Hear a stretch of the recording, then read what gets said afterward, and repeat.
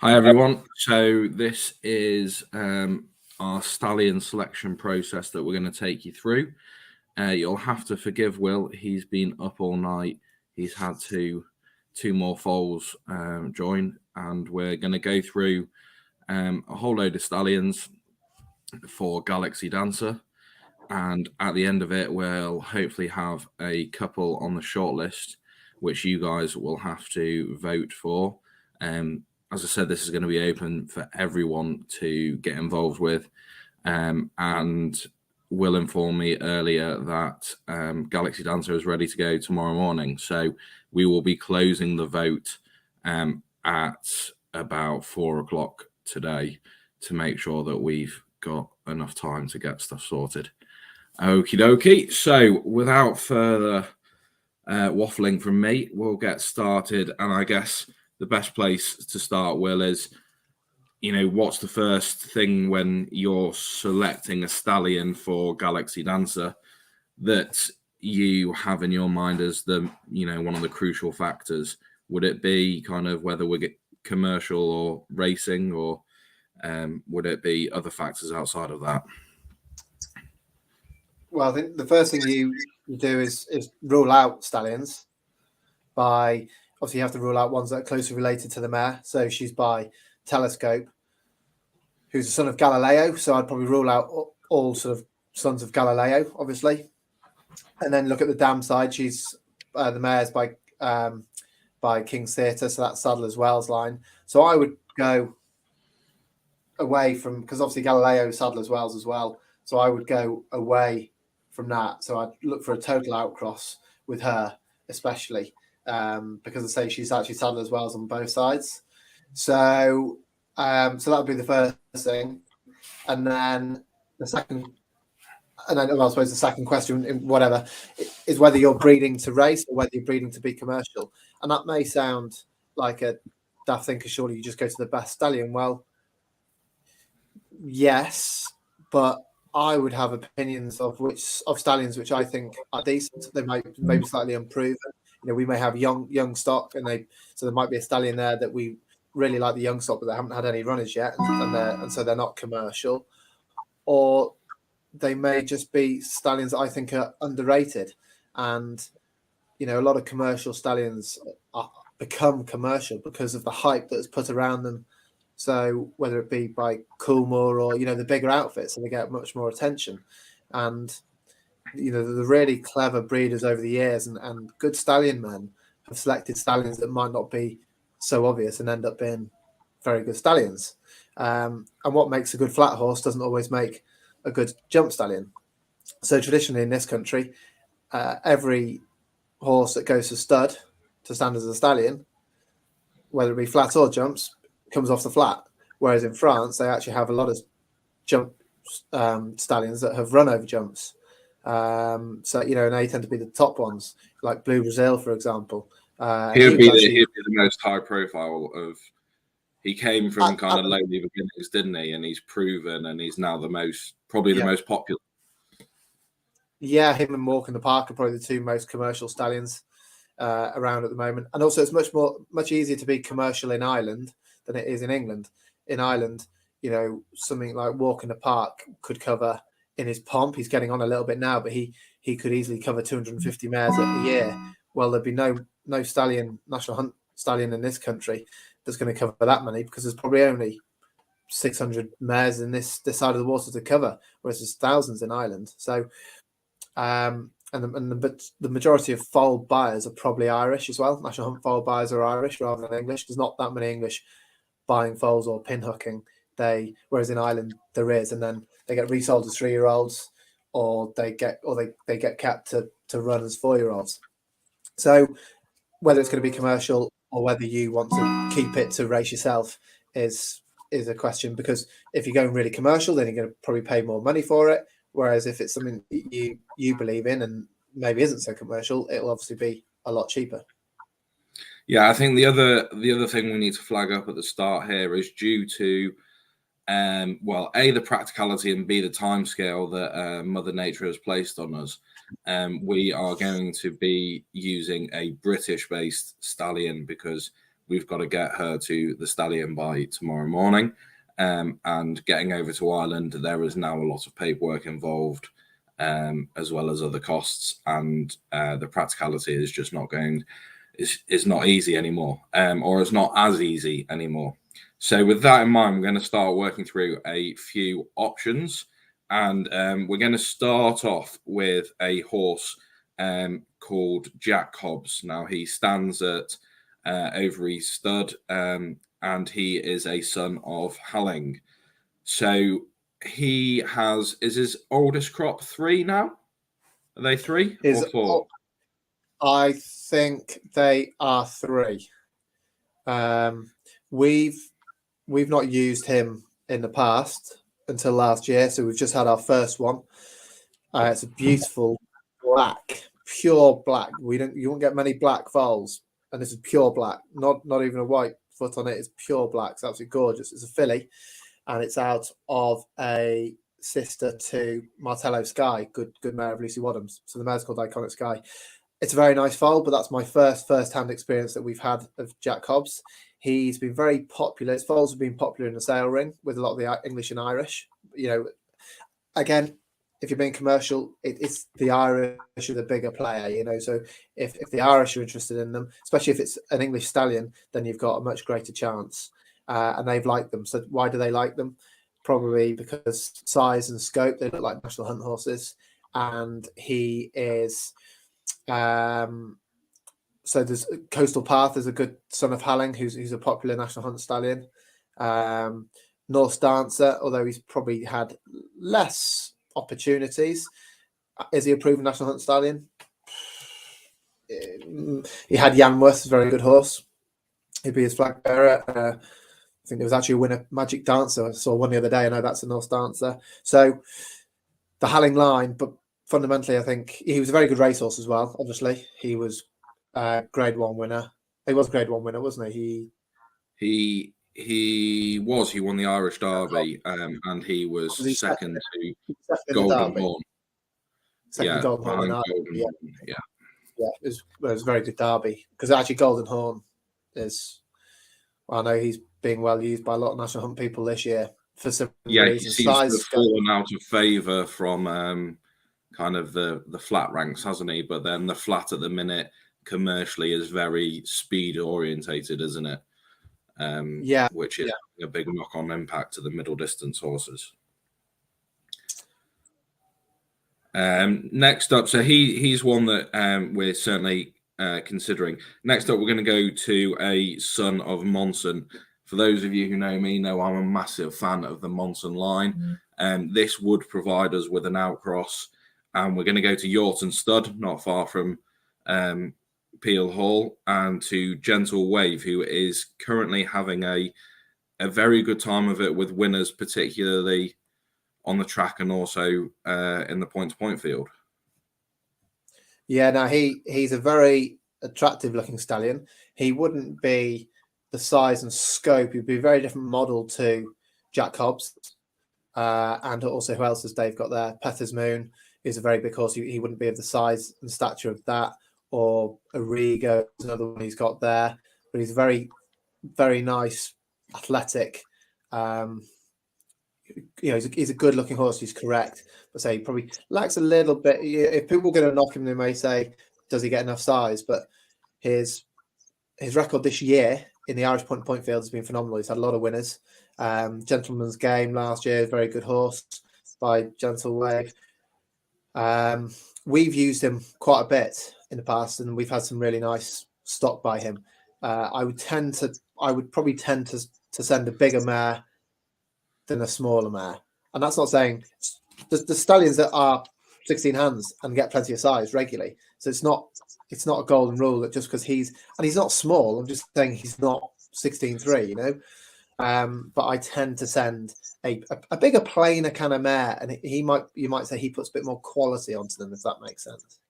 Lots of his offspring are very athletic, aren't they? They've got that slightly sleeker model as opposed to kind of being a big, scopy individual that sometimes are more fashionable in the sales ring. Yeah, but he at the moment he's probably he'd be commercial. We judge a lot of our commerciality on the Irish point-to-point market, and if he's getting winners in that field, look, the Irish are looking at gentle waves. We sold a nice gentle wave filly there in January in Doncaster, which this year wasn't the strongest sale. She probably, with hindsight, probably we should have sent her to Ireland, but I think she made 14 or 14,500. I was a little bit disappointed with it, but it's still, if you go back 5 years and we were getting 14 grand for a filly, and not out of a black type mare, the mare won once, but it's a nice family. I thought she was probably a 15 to 20 grand filly, and I think she probably would have been that if we'd sent her to Ireland. But the Irish were looking, and that tells you all you need to know. Even if they come looking and they don't like what they see, then that's fine. But if they're coming looking, one of the main reasons they'll come to the door looking is because of the Stallion. And so Gentle Wave is doing that now. We're going to stay with one you've just mentioned, with Yorton stud. And we're going to talk about Origo. He, I think, is an absolutely fascinating option for Galaxy Dancer. He's not been long over in this country. Dave Footer has managed to bring him over. His pedigree is really quite eye-catching for a stallion, I think. He's a half-brother to Alderflug, who they've just lost from German breeding, who is leaving quite a legacy of very high-class horses, including Stallion sons. What do you think of Origo and his suitability for Galaxy Dancer? Now, there's a lot to like about Origo. I think last year was that his first year at Yorton covering. So it was indeed, and he came in quite late, and we think we'd kind of planned all our matings, and because of COVID, I hadn't been and seen him. And then when I did see him, and he kind of came in under the radar a little bit, but then I saw him, and there's an awful lot to like about him physically. He's tall, he's scopy, nice natured. I think temperament is a big one with a stallion, or especially if they've got plenty of stock on the ground and you know what the progeny are like, because temperament and those kind of traits can be well and truly passed on. He seems like he's got a nice temperament. And then what I've heard, that's been one of the big pluses from a previous Yorton resident in Blue Brazil, isn't it? Is that his offspring have generally got really good minds, and hopefully Dave's managed to find another stallion who can pass that on. Yeah, certainly. Yeah, I mean, Blue Brazil, we don't need to say any more about him, what he's done. And I think a big key factor to that for me is temperament, allowing people to do what they want and get on with these horses, and the laid back attitude, or the easy nature of them. So, I mean, Origo himself, he appears, from what I've seen of him, that he's got a good nature. He's tall, he's scopy, so you'd like to think he'd throw a bit of size and scope. And then from a breeding point of view, as you say, he's by Alderflug, and sorry, he's a half brother to Alderflug, and he's by Scirocco. So Scirocco is a son of Monson. Scirocco is actually a stallion that I quite rate. He was stood as a flat stallion here in Newmarket. Then he was bought to replace Robin Deschamps at Rathbarry, which is also where Blue Brazil now is, and they also have Sholokov. Molinas have a very good record with stallions at Paul Cashman's, and but he probably didn't get really precocious horses. So what, again, commerciality, what the market wants is horses, 4-year-old pointers, basically. And Scirocco maybe didn't do that at first, and they're probably better later. But I think he was a brilliant racehorse with a brilliant pedigree. He's a son of Monson, and I love that. Personally, I love that line. So the fact that he's by Scirocco and he's a half brother to Alderflug, it's a tick on both sides for me. He's not standing at a huge amount of money, and I think Yorton and Dave Footer have a very, very good record of bringing stallions into this country and making a success of them. Unfortunately, he's had to move them on, the likes of Blue Brazil, which is a great loss to this country, but I totally understand why. The sheer volume of mares in this country is not there, or not compared to Ireland. And if someone offers a carrot to buy a stallion for enough money, and it's difficult to turn down, and he has to run a business. So, but he's done it with Gentle Wave is now, as I say, proving a success. He's done it with Blue Brazil. He did it with Molinas, and this could well be another one. I haven't seen any of his stock. That's the only thing. But I have spoken to people, not Dave Futter. Obviously, I've spoken to Dave, but I've spoken to people who have seen his stock or had his stock. In fact, a chap in Ireland rang me, and he'd bought a mare from Dave that was in fault with Origo, and he asked me what I thought of Origo, and to which I said I hadn't seen his stock. I couldn't comment on that, but he said what a fantastic foal he'd had. So yeah, I would. It's the kind of thing I would like. Yeah, we're gonna move on now to a horse we're not going to spend much time on because we'll be ruling out rough, from a pedigree point of view. But just wanted to touch on him is Logician, who's standing first season at Shade Oak. The reason we're not going to consider him is he's obviously a son of Frankel, and Frankel is by the great Galileo, and we're wanting to move away from the Sadler's Wells line. But he could be a really interesting addition to the British Stallion ranks for National Hunt horses. Yeah, he could be. We've sent a few mares to him. He'll be well supported this year. He will cover a lot of elite mares. He stood at Shade Oak Stud, which is where Dartmouth and Telescope are. And that's kind of where the dam of Galaxy Dancer comes from. That, Brian Mayo bred her, and he has shares in Logician and Telescope. So I think probably some of that family is already going to be covered by the likes of those stallions. But as you said, Tom, she's Galileo, Logician's Frankel, which is Galileo. I wouldn't be going down that line, but he's going to be popular this year. We won't know what the foals are like until they're born in a year's time. He's grey. He's very strong. So he's got plenty of his father in him in Frankel. And he's very interesting to see what he does. Moving back to Overy Stud, we're going to have a look at Frontiersman, who is possibly somebody who you actually raised as one that's possibly flying under the radar a bit. He's by Dubawi, who is obviously starting. Well, he's already proven himself as a top-class stallion, but he's now really starting to prove himself as a sire of sires. What's your view on Frontiersman? The two main stallions in the world, or certainly in Europe, are Galileo and Dubawi. And so obviously they've then had lots of sons that have gone on to be stallions as well. And there was a feeling a few years ago that Dubawi's wouldn't make sire of jumpers, and Galileo maybe would. Well, there's actually a feeling now that lots of sons of Galileo aren't making sire of jumpers. There's not that many that have possibly done it. Marla has done it. He's probably the most successful, really. And he wouldn't have done it he wouldn't have been top of the tree when he went to stud, but he's proven. Soldier of Fortune's doing well at the moment, and obviously there's Nathaniel in this country who's Galileo, but he's mainly covered flat mares, but he's starting to get some good results with some National Hunt ones. But generally, there is a feeling that Sons of Galileo, for a lot of people, aren't the greatest for National Hunt. And the feeling was that Dubawi's, as I say, wouldn't. People are coming around now to thinking that Dubawi's are. And is that just purely because he seems to breed such toughness? Yeah. And I think that is a trait that's a general feeling. Whether he might get a model that doesn't necessarily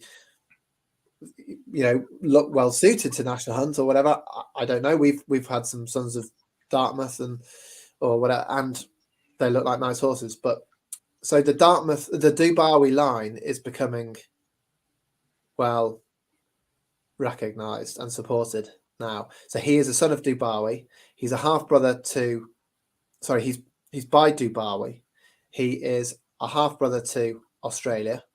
So he's out of Ouija board. So he's out of an Oaks winner by Dubawi, and he's a half brother to a Derby winner. He had problems in training. I think I saw him at Overy a couple of years ago, and Simon told me about him. I can't remember. I think he was. Is he a Group 2 winner, Tom? I think he ran to a high level in himself, but he did have not injuries, but like, I think he had a problem with his eye was one thing. And he had lots of problems, and he still came out and proved to be very tough afterwards. Anyway, he's at Overbury. They stood him for a small fee, and he's actually covered quite a lot of mares because of that. So they've rather than standing him at a bigger fee and covering less, they've tried to get numbers into him, and he's been well supported. And he's a very good-looking horse. He's dark, and I've heard good things about his stock from again from some of the Irish guys. So he's a kind of bit. Although when you say all those things about his pedigree, it may sound to the sort of person who wasn't so knowledgeable, look, why is he under the radar? Well, he is. And I think is just looking back at his race record, he only managed to win a listed race, but he did come second in Group 1 races. So so he's group place, wasn't he? Yeah, Group 1 place. And just expanding on, because there's a couple that we were considering from the Derby line. So alongside that, we've got Dartmouth, who you mentioned, and Postponed. So if we kind of wrap all three of them up together, what are your views on Postponed and Dartmouth? I know you've got a very nice 3-year-old Dartmouth, that's his oldest crop. Yeah, 3. So same as Jack Cobb's Dartmouth. It's in the same boat at the minute. So unproven. So it might be. We'll see how the stock go this year in the sales. Their first stores. It's one of those that a bit like they can go either way. A bit like at the minute, Telescope's gone the wrong way, but equally, if they'd hit the ground running, they could then be very, very popular. In a couple of years' time. Yeah, so you could go to Dartmouth this year, and you'd be paying not a huge amount for his covering fee, and basically, if his first crop, these 3-year-olds now, if they come out and start winning points next year, his fee's going to go up, and you're going to be thinking, wow, we've got a son of Dartmouth. Or daughter, so you're in that kind of unknown territory at the moment. So it's a bit of a punt, but yeah, from little bit of experience we've had with Dartmouth, we really like him. Postponed, he is he's another Darley stallion, so same as Golden Horn, and I know a few National Hunt people have used him. A son of Dubawi, not seen him in the flesh, but very good, tough racehorse. I think he's a decent size, quite stocky looking on the pictures and videos that I've seen. But yeah, I haven't used him yet, but I'd quite like to. I'd be intrigued to use him with something.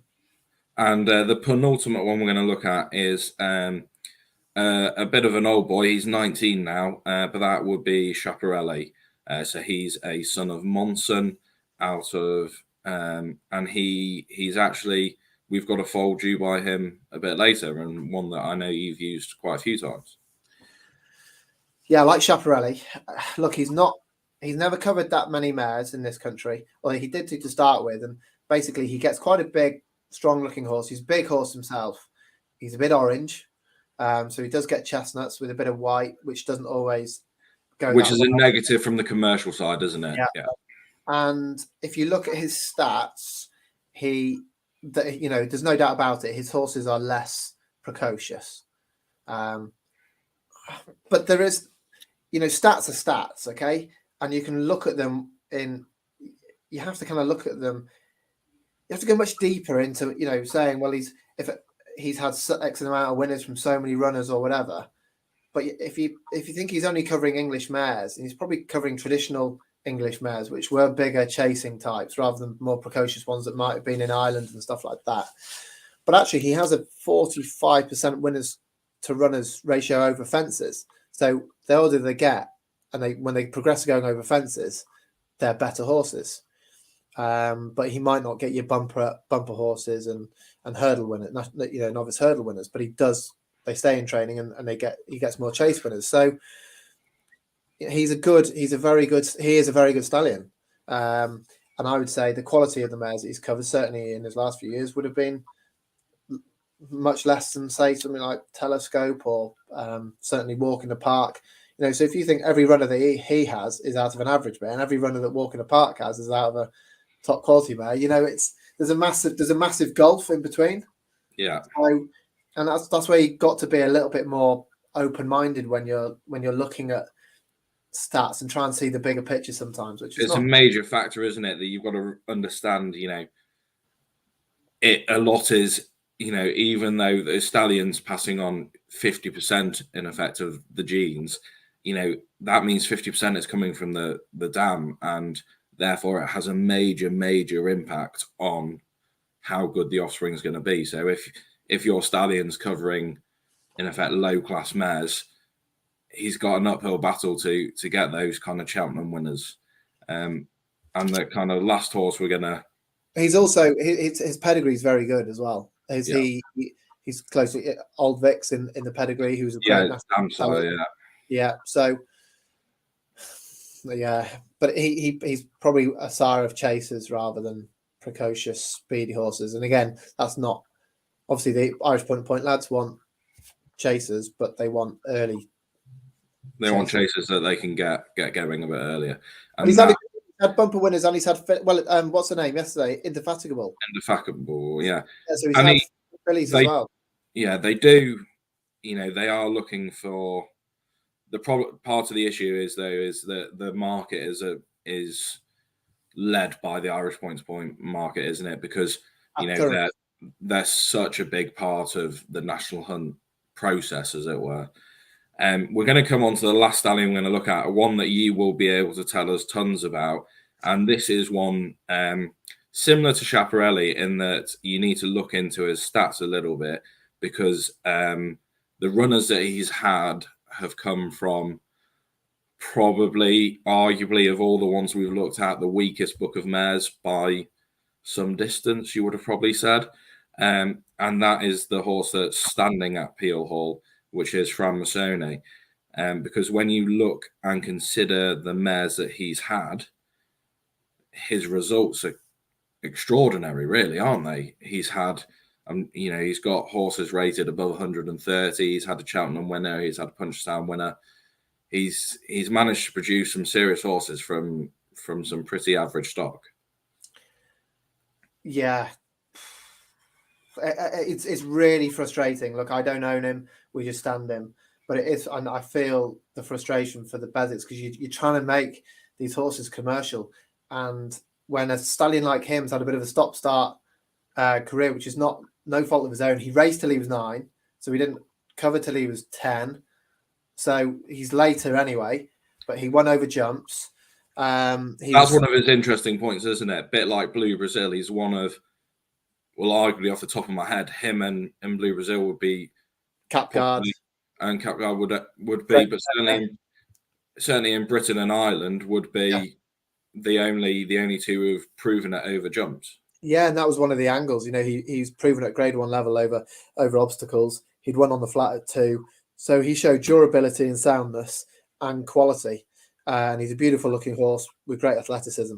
So my opinion is always, and again, this might sound really obvious to some people, if you're breeding a jumper, why don't you breed from a horse that did it? It kind of makes perfect sense when you say it like that, but that's traditionally, it's not always been the way. Okay, he did win his Grade 1s in Italy, but when he was doing that, a lot of the French horses would go to Italy and compete in that, just go over the border, compete for that black type. So it's not like he was winning Mickey Mouse races. But as you say, he then went to stand in Ireland and stood with a chap elderly chap, when he's literally, I think he was just covering anything, like he was covering sports horses. He wasn't, he was just another stallion standing in Ireland, wasn't marketed particularly. So what he has done from limited numbers, very suspect quality, to go and get the winners he's had, his strike rate under rules is over 50% winners to runners. His strike rate in Irish point, he had an Irish pointer that won, that made 70 grand on Friday. Okay, it's not a huge amount of money, but it's a good, good money. It won on its second start. You're talking, often these are out of like £600 mares, £800 mares. He definitely gets quality. He really is.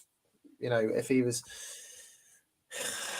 we had a bigger marketing budget and could give him a bigger push, he'd certainly be covering more. He's now, is he 17 or 18? I should know. 17. So, but you wouldn't know it. You'd think he was flipping 11 years old. He really is fit, and when you see him, Tom, he's fit and well.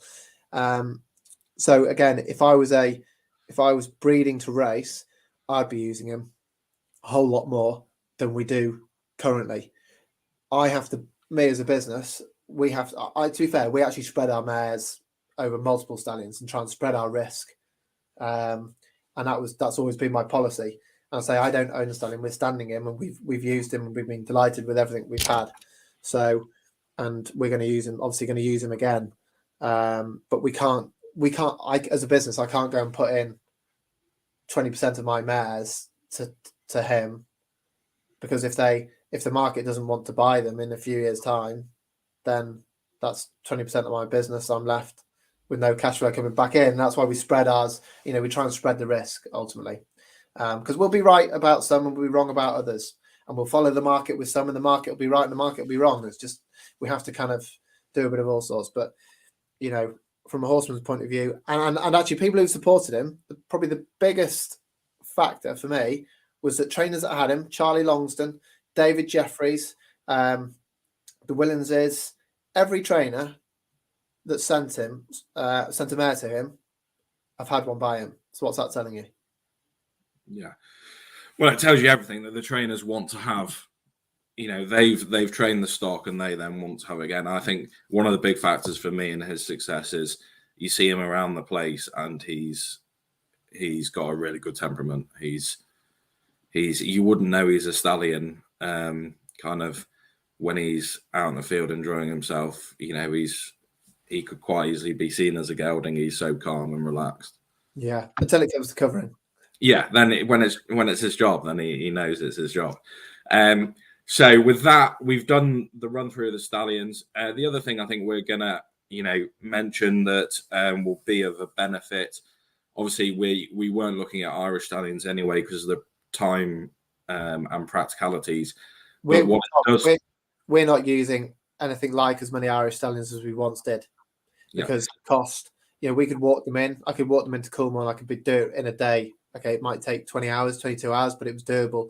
Walk them in a day. But now the costs, the extra costs, the paperwork, everything that you have to do has kind of made it almost, unsustainable. You can't. It's very difficult to do. So you have to have a very, very good top class mare to warrant doing it, in my opinion.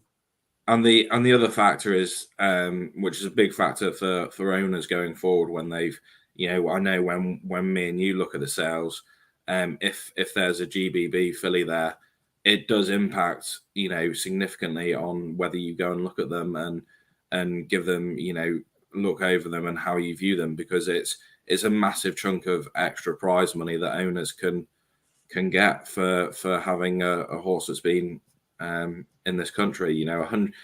A horse like Alex Cadanza, she was 100% GBB. If she had won a Mares Novice Hurdle, she would have earned an extra £20,000 for, and that's each race that she goes. And now, obviously, she turns out that she didn't want to be a racehorse, but hopefully her offspring go and win lots of races for her. So I think that's another tick in the box. So what we're going to do now is, now we've had an overview, and me and Will have already discussed. This was an overview we've already been through and discussed in detail, and unless Will's had any changes of thoughts as we've gone through this from our discussion previously, we had narrowed it down to two, and that was Framasone, who stands at Peel Hall. One, because of his exceptional record. Another factor would be that hopefully it would allow us to bring members more into the experience, because we obviously have a lot more control over the environment and what we can get videos of and show you and stuff like that. And the other horse that we really think could be a really nice match for her is Arrigo. We both love his pedigree. Dave has a fantastic record of bringing stallions in, making them a success, and his physical attributes. Often first foals can be a little bit smaller, and that's why generally a lot of the time you go to a stallion who you're hoping is going to give some size and scope, and that's one of the reasons why he's been very high up on our list. Is there any others you would, now you've had even longer to think about it, want to add to the list, or are you still set on those two as the best options we think for her? Yeah, I think they're still the two.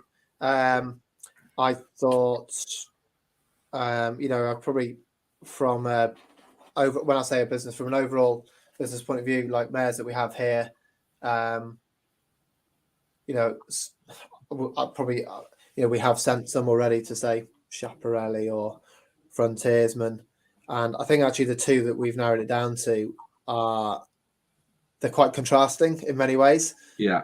Arrigo, say he's a big, tall, scopy horse, but he's unproven. Framasoni is good 16 hands, athletic, but he's actually proven. He is getting winners, and also probably a little factor I did miss from a commercial point of view. If say Framasoni all of a sudden because he is picking up momentum all the time, he's covered such small numbers or relatively small numbers. If all of a sudden we decided we want to sell one, and he's only one of 30 as opposed to one of 200.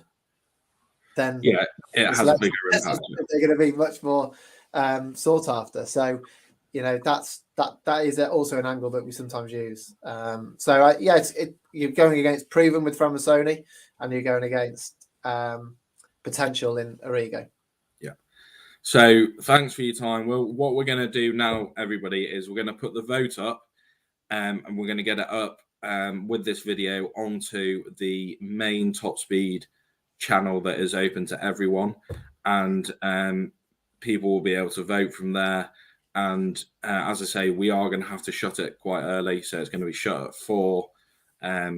And whichever one you decide as a collective, and as I said, you don't have to have a share in a Top Speed horse at all.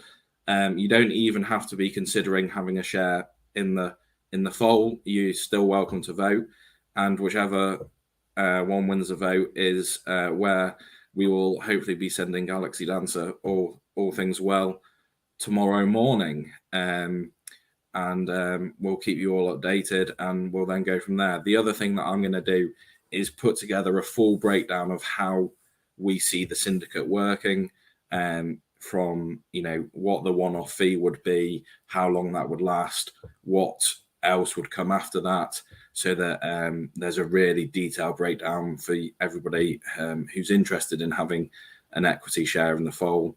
And yeah, fingers crossed, it's something exciting that people can get involved in and see the different side to racing, the bit beforehand. So looking forward to it, and be interesting to see what you all vote for. Thank you very much for your time this morning, Will, and we'll let you go and get some sleep so that you can. I know you've got a lot of mares still due to foal, and you've missed out with 2 foals last night. So we will see you soon. Got to look after the kids now, Tom. Well, I'll take them out to see the foals. Got one here. Oh, you got Maggie there, have you? Yeah. Okay, right. Okay. I'll speak to you soon, and yeah, have a good rest of the day, and enjoy looking after Mags. Cheers.